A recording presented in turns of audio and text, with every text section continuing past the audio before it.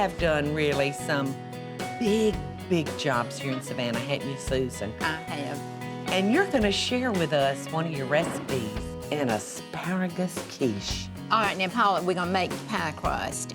I just measured up 1.5 cups of instant flour. Now, what is instant flour? It's more fine and rolls out a lot easier. And this is 1/2 cup of cut up cold butter, so it'll remain flaky. Okay. And then if you'll put in 3 tablespoons of the Crisco. Okey and doke. then cut it in. Some people use a pastry cutter, but I use 2 knives. Now I'm gonna add 1/3 cup of ice water. Okay. And 1/2 teaspoon of salt. Okay. And then you're just gonna keep I just stirring keep it. cutting. And then we're going to stir it with one of your wooden spoons until a ball starts to form. Forms a ball. Okay. So I think there's a big spoon here. Yeah. Okay, so let's stir All right. that.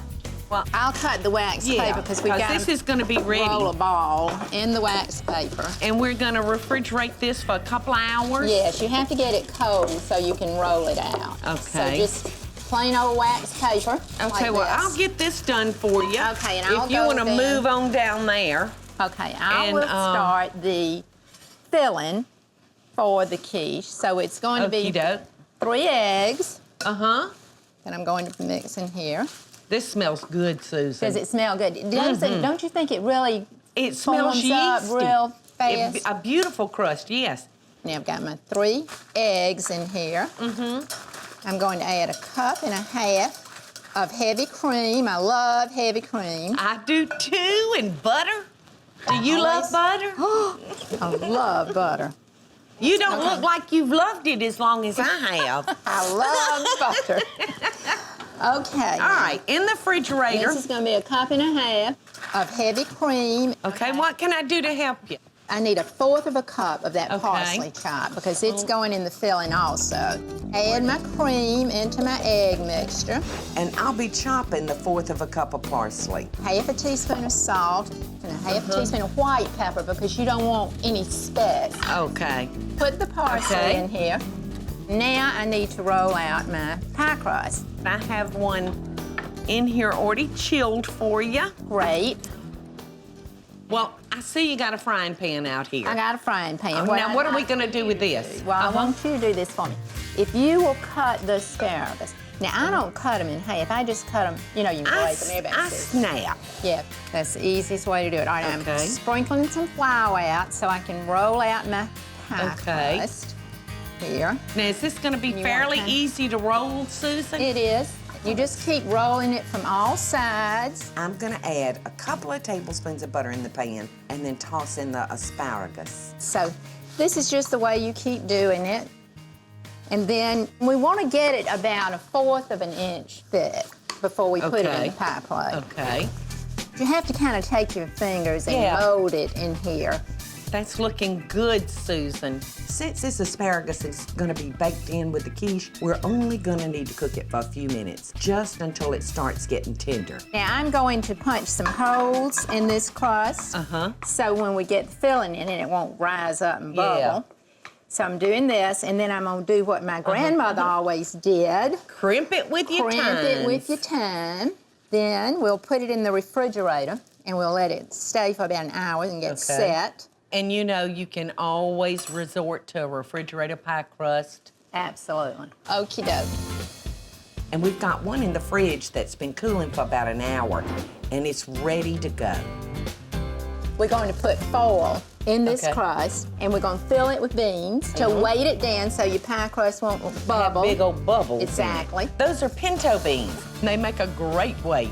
Okay. All right, You so want to in put the that oven, I will do it. Okay. So in the oven, 7 to 8 minutes. Right, and then On- we're going to take it On out. what temperature? 425. 425, okay.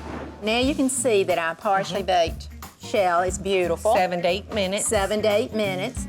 And I'm going to put 1/3 of this filling in, and we're Okay. going to bake it all so we Okay. can then put the asparagus. So Okay, about now why are we 1/3. doing that? It just gives it a foundation for the asparagus okay. to stick into. Uh-huh, So that's about 1/3. okay. So if you'll put that in the oven for me, Okie doke.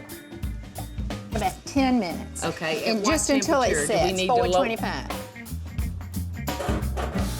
It's all set. See, it doesn't wiggle. Yeah. So we're going to put this, now this is a very important step because we're going to put the asparagus. We're arranging them so that when we serve our quiche, y'all, each slice will get a stalk of asparagus. And the asparagus will float to the top once it's baked, y'all.